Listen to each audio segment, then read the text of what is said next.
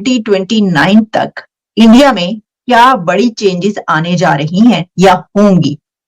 तो इस हवाले से आपकी जो है वो बड़ी रिसर्च है, बड़ी स्टडी है आपकी, और आप बहुत कुछ कहते रहते हैं इसके ऊपर। तो मैं भी आपसे ये जानना चाहूंगी कि हम भी जानना चाहते हैं। वैसे तो हमें नजर आता है कि इंडिया में वैसे ही बहुत बहुत बड़ा चेंज हर डेली बेसिस पे आता है।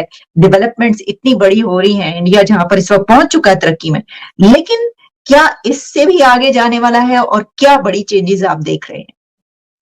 देखिए आलिया जी, हमें पहले तो ये समझना है दर्शकों को कि प्रधानमंत्री जी जो हमारे हैं, ये जो इलेक्शन है 2024 वाला, ये ग्लोबल लीडर का इलेक्शन हो रहा है। ये हम नेशनल लीडर इलेक्ट करने नहीं जा रहे। तो जब हम ग्लोबल लीडरशिप की बात कर रहे हैं, तो ना सिर्फ वो बड़े चेंजेस भारत के लिए प्लान्ड है, बट वो बड़े चेंजेस पूरे विश्व के लिए प्लान किए जा रहे हैं। तो जब हम विश्व की बात करते हैं तो हर एक देश की बात हो रही है। लोकली अगर आप देखोगे तो भारत के जितने भी बड़े प्रॉब्लम्स हैं, उसके परमानेंट सॉल्यूशन की ओर हम आगे बढ़ रहे हैं ये थर्ड टर्म में। जो 2029 तक हम बताते हैं कि वो सारे प्रॉब्लम्स, मैक्रो प्रॉब्लम्स, वो सॉल्व कर दिए जाएंगे परमानेंटली। तो और प्रधानमंत्री जी तो क्लियर बताते हैं कि 1000 साल का जो प्लानिंग है, उस हिसाब से जो अचीवमेंट होना चाहिए, उस हिसाब से पॉलिसी को ट्वीक किया जाएगा इस थर्ड टर्म में।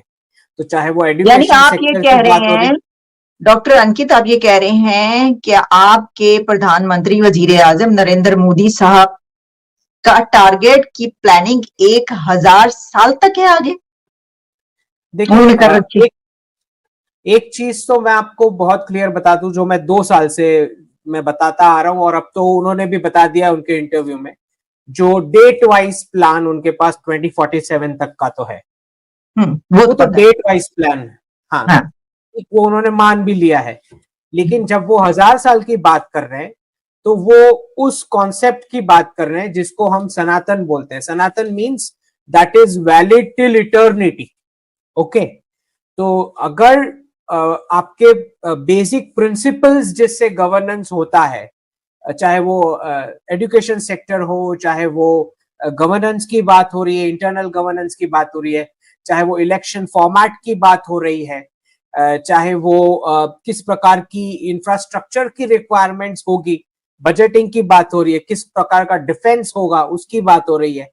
तो पॉलिसी में ऐसे फंडामेंटल चेंजेस जो आपको 1000 साल तक रेलेवेंट रहेंगे, उस प्रकार के चेंजेस की बात हो रही है। तो और ये बिल्कुल सरप्राइज नहीं होना चाहिए आलिया जी, बिकॉज 1800 साल से भारत अकेला पूरे विश्व को 27% ऑन एन एवरेज जीडीपी देता था।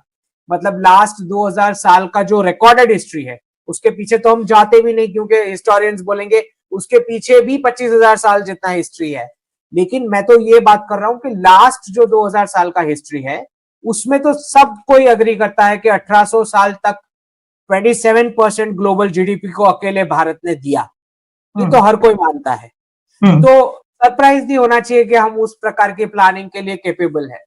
अब समझने वाली इसमें बात यह है कि 1947 में जो हुआ, जिसको हम बोलते हैं पॉलिटिकली नेगोशिएटेड इंडिपेंडेंस, 15 अगस्त 1947, हम इसको नहीं मानते। हम मतलब जो कोई भी एक सनातन विश्व में बिलीव करता है, जो सबकी अच्छाई के लिए, सबका साथ, सबका विकास, सबका विकास की बात जो करता है पूरे विश्व का, वो कभी अग्री नहीं करेगा 15 अगस्त 1947 वाले पॉलिटिकली नेगोशिएटेड इंडिपेंडेंस को। हम मानते हैं कि हमारा सिविलाइजेशनल इंडिपेंडेंस डे जो है वो 22 जनवरी 2024 है, जिस दिन राम मंदिर का वहां पे जो पूरा विधि हुआ। तो अब हम इंतजार कर रहे हैं सिविलाइजेशनल रिपब्लिक डे का, और वो दिन तब आएगा जब कॉन्स्टिट्यूशन में जो आर्टिफिशियली वर्ड्स इंपोज कर दिए गए हैं, सोशलिस्ट, सेक्युलर और डेमोक्रेटिक, उसको हटा के जब धार्मिक, फैमिलिस्ट और ह्यूमनिस्ट शब्द का प्रयोग होगा, तब हम मानेंगे हमारा सिविलाइजेशनल रिपब्लिक डे हुआ। ठीक, तो ये जो फंडामेंटल प्रॉब्लम्स हैं जो भारत के कॉन्स्टिट्यूशन के डॉक्यूमेंट से ही शुरू हुई, क्योंकि वो हमारा टेम्पलेट था ही नहीं, ये वेस्टर्न टेम्पलेट जो इम्पोज कर दिया गया। जो शब्द है स्वतंत्र, स्वतंत्र शब्द का अर्थ होता है कि सेल्फ गवर्नेंस। सेल्फ गवर्नेंस तो तब होगा ना जब नेटिव्स का धर्म का रिप्रेजेंटेशन होगा उस डॉक्यूमेंट में, जो अभी नहीं है। तो वो पहले आर्टिकल सब कुछ गलत है। सवाल यहाँ पे अभी जो आपने बात की कि वो वाले अल्फाज जो हैं अगर आप कॉन्स्टिट्यूशन से या वहां से डॉक्यूमेंट से हटाकर, तो क्या डेमोक्रेसी को जवाब, तो डेमोक्रेसी भी नहीं रहेगी? डेमोक्रेसी तो भारत पहले से था, वो वर्ड जब बना नहीं तब भी से था, क्योंकि अच्छा। हमारे वेस्ट की तरह नहीं था कि वुमेन को अभी वोटिंग राइट्स मिला हो। तो हमारा जो जनपद वाला स्ट्रक्चर था, महाजनपद और जनपद वाला स्ट्रक्चर, तो women were more empowered than even men.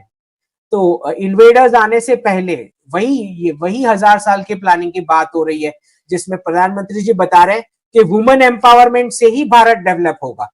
तो प्रधानमंत्री जी ऐसा क्यों बोल रहे हैं? वो इसलिए बोल रहे हैं कि 1000 साल पहले जब इन्वेडर्स आए, उससे पहले भारतीय विमेन जो थी, they were the richest business tycoons on earth, all of them. क्योंकि वो सारे जो सेक्टर्स थे इकोनॉमी के, चाहे वो एग्रीकल्चर हो, टेक्सटाइल हो, फार्मिंग रिलेटेड फूड प्रोसेसिंग हो, सिल्क रूट जो एंशिएंट था, ये सब कुछ women dominated, house hold sector dominated economy थी, जिससे हम 27% वर्ल्ड के जीडीपी को दे रहे थे।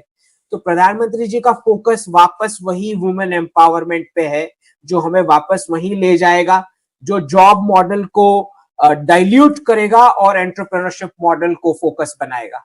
तो आज जब विश्व में जो हम बड़े बड़े इनोवेशंस वेस्ट के देखते हैं, चाहे वो गूगल हो, अमेजॉन हो, या माइक्रोसॉफ्ट है, तो वो क्यों हो पाया?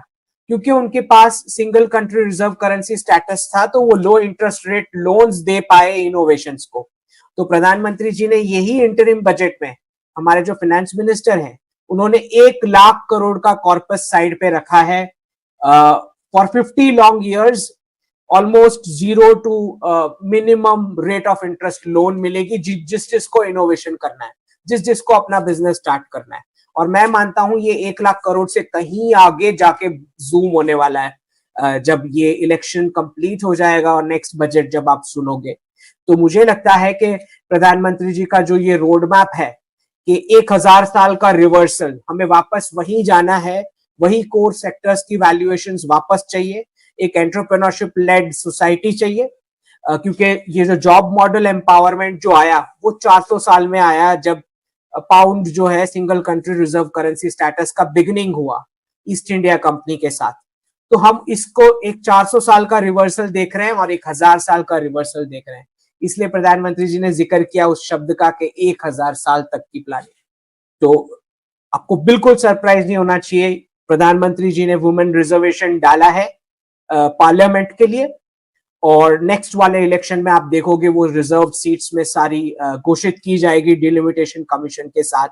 सारी विमेन जो है वो पार्लियामेंट में जाएंगी, और यही मात्र शक्ति जो है हमारे सारे प्रॉब्लम्स जो है उसका परमानेंट सॉल्यूशन आएगा। क्योंकि जब फाइनेंस विमेन के हाथ में आता है, और वो भी एंटरप्रेन्योरशिप लेड विमेन के हाथ में, तो आपकी सोसाइटी के सारे प्रॉब्लम सॉल्व हो जाते हैं। जैसे बर्थ रेट वाला प्रॉब्लम, सेक्स रेशियो के डिफरेंशियल का प्रॉब्लम, जैसे रिजर्वेशन वाला प्रॉब्लम है, तो और जो रेडिकलाइजेशन वाला प्रॉब्लम है, ये सारे बड़े मैक्रो प्रॉब्लम सॉल्व हो जाएंगे जैसे ही वुमेन एम्पावरमेंट होगा एंटरप्रेन्योरशिप मॉडल के साथ। तो प्रधानमंत्री जी ने एक छोटा सा टेस्ट कर भी लिया है, जिसको वो बोलते हैं लखपति दीदी, और नेक्स्ट टर्म में 2029 तक प्लान है कि 4 करोड़ लखपति दीदी भारत में होंगी। तो ये जो उनका विजन है, अमेजिंग, वंडरफुल। ये जो वहां पे महिलाओं को जिस तरीके से उनको तरक्की दी जा रही है, आगे रखा जा रहा है, उनकी वुमेन एम्पावरमेंट जैसे हमें नजर आ रही है, जैसे कि हमने देखा कि चंद्रयान 3 को जब लॉन्च किया गया, उसके बाद आदित्य जब लॉन्च हुआ, तो उनके पीछे हमें पता ही चला कि जो डायरेक्टर्स काम कर रही हैं वो वुमेन्स हैं। अच्छा, इसमें मेरा सवाल एक ये मैं करना चाहूंगी आपसे कि एक तो ये कि जो आपकी ये आइडियोलॉजी है, इस वजह से जो आप ये कह रहे हैं, सब कुछ जो आपने बताया 110% करेक्ट है कि खवातीन वुमेन के हाथ में जब वो आएगा तो उसको ज्यादा बेहतर तरीके से चलाती हैं, लेकिन इसके पीछे क्या एक ये भी पॉइंट है कि इंडिया और चाइना के बीच इस वक्त एक ही गैप है जो कि ज्यादा जिसको बात की जाती है जब आपकी उसको पढ़ते हैं कि वहां पर जो खवातीन है वो ज्यादा बड़ी तादाद में काम करती हैं इंडिया के निस्बत। इंडिया का रेशो थोड़ा सा उनसे कम है। तो जब ये इंडिया की पॉपुलेशन सबसे ज्यादा हुई तो उसमें जब दोनों की रिसर्च आई तो मैं ये पढ़ रही थी कि जिस चीज का फर्क है और तरक्की में भी उससे बहुत फर्क पड़ता है वो ये है कि चाइना की खवातीन जो वुमेन है वो बहुत ज्यादा वर्किंग वुमेन है, जबकि इंडिया की उतनी नहीं है। तो आप ये समझते हैं कि इस दोनों कंट्रीज के इस गैप को फिल करने के लिए और इंडिया को इसमें भी ऊपर आने के लिए भी ये वाली आइडियोलॉजी की जरूरत है, इसलिए भी ये किया गया। एम आई राइट? देखिए, मैं थोड़ा सा इसमें डिसएग्री करूंगा, क्योंकि जो मैंने आपको बताया कि 400 साल में ही job as a model of empowerment आया है। तो इस कॉन्सेप्ट को हम रिजेक्ट इसलिए करते हैं क्योंकि ये जो अब्राहमिक इकोनॉमिक्स है, जहां पे ब्रिटिशर्स ने 4 दीवारी में 15 साल तक बच्चों को कैद किया, कि वहां से कॉलोनियल स्लेव्स निकले फैक्ट्री के इंडस्ट्रियलाइजेशन के लिए, वहां से वुमेन को यूज करना शुरू हुआ as a temporary GDP unit of labour. तो चाइना का जो अब्राहमिक इकोनॉमिक्स करके ये जो प्रॉब्लम आ रहा है, which is by 2029 there will be a 4-to-1 crisis, मतलब 4 ग्रैंड पेरेंट्स, 2 पेरेंट्स और कमाने वाला खाली एक, और उसको लड़की नहीं मिल रही है शादी करने के लिए because of single child policy. Exactly. तो अगर आप वुमेन को डिप्लॉय कर लेते हैं जॉब मॉडल में, उनके फर्टाइल ईयर्स में खाली टेम्पररी जीडीपी ऊपर ले जाने के लिए, तो आपके बर्थ रेट्स चले जाएंगे। तो by 2029 China will have about 40 million men without any woman to marry। तो आप समझ सकते हैं किस प्रकार का सोशल केओस वहां आने वाला है। हम इस मॉडल में नहीं मानते। हम कह रहे हैं मैन एंड वुमेन दोनों को एंटरप्रेन्योरशिप मॉडल पे एम्पावर करना है। तो जितना लो रेट ऑफ इंटरेस्ट लोन हम दे पाएंगे, रिसर्च और इनोवेशन के लिए इंसेंटिव दे पाएंगे, उनका इकोनॉमिक एक्टिविटी का स्टीयरिंग व्हील उन्हीं के हाथ में होना चाहिए, तब जाके बर्थ रेट का प्रॉब्लम नहीं आएगा। This is the understanding of Sanatan economics. Abrahamic economics जो है, जो टेम्पररी जीडीपी के लिए वुमन को भी डिप्लॉय कर दिया for a unit of labour, उन सबके बर्थ रेट्स जा चुके हैं। अमेरिका का जा चुका है, ईयू का जा चुका है, रशिया का जा चुका है, चाइना का जा चुका है और जापान का तो बिल्कुल जा चुका है। तो ये सब कंट्रीज ने जो गलती की वो हम नहीं दोहराने वाले। तो प्रधानमंत्री जी का जो विजन है वो है वुमेन एम्पावरमेंट का वाया एंटरप्रेन्योरशिप मॉडल। ऑस्ट्रेलिया के पूर्व ऑलराउंडर शेन वॉटसन ने पाकिस्तान क्रिकेट बोर्ड यानी पीसीबी की ओर से मिले ऑफर को ठुकरा दिया है। पीसीबी चाहता था कि वॉटसन सीमित ओवर्स क्रिकेट में पाकिस्तान टीम के हेड कोच बने। पाकिस्तानी मीडिया रिपोर्ट्स के मुताबिक वॉटसन को पीसीबी ने सालाना $2 मिलियन लगभग 16.57 करोड़ रुपए देने की भी पेशकश रखी थी। यदि वॉटसन पाकिस्तान के टीम कोच बने तो उन्हें अन्य भूमिकाओं से हटना होगा। बता दें कि वॉटसन ने इंडियन प्रीमियर लीग यानी आईपीएल में कमेंट्री की अपनी डील को फाइनल कर लिया है। वह आगामी आईपीएल सीजन में कमेंट्री कर सकते हैं। ऐसे में वॉटसन ने कोचिंग और कमेंट्री प्रतिबद्धताओं का सम्मान करने का फैसला किया है। पाकिस्तान को अप्रैल के महीने में न्यूजीलैंड के खिलाफ 5 मैचों की T20 सीरीज खेलनी है। फिर उसे इंग्लैंड के खिलाफ T20 मुकाबले खेलने के साथ ही T20 वर्ल्ड कप में भी भाग लेना है। वॉटसन को लेकर पिछले सप्ताह से ही अटकलें लगाई जा रही थी। यह समझा जाता है कि पाकिस्तान सुपर लीग PSL के दौरान उन्होंने इस प्रस्ताव पर गंभीरता से विचार किया था और पाकिस्तानी खिलाड़ियों के साथ काम करने की संभावना को लेकर उत्साहित भी थे। शेन वॉटसन को पिछले साल के अंत में क्वेटा ग्लैडिएटर्स का मुख्य कोच नियुक्त किया गया था। उन्होंने 2019 में एक खिलाड़ी के रूप में ग्लैडिएटर्स के साथ PSL खिताब जीता था। ग्लैडिएटर्स ने PSL 2024 में बेहद जोरदार शुरुआत की थी और पहली बार प्लेऑफ के लिए क्वालिफाई भी किया था। हालांकि उन्होंने टूर्नामेंट के अंत में मोमेंटम गवा दिया और शुक्रवार को इस्लामाबाद यूनाइटेड से हार गए। 42 साल के शेन वॉटसन ने ऑस्ट्रेलिया की तरफ से 59 टेस्ट, 190 वनडे और 58 टी20 इंटरनेशनल मैच खेले हैं।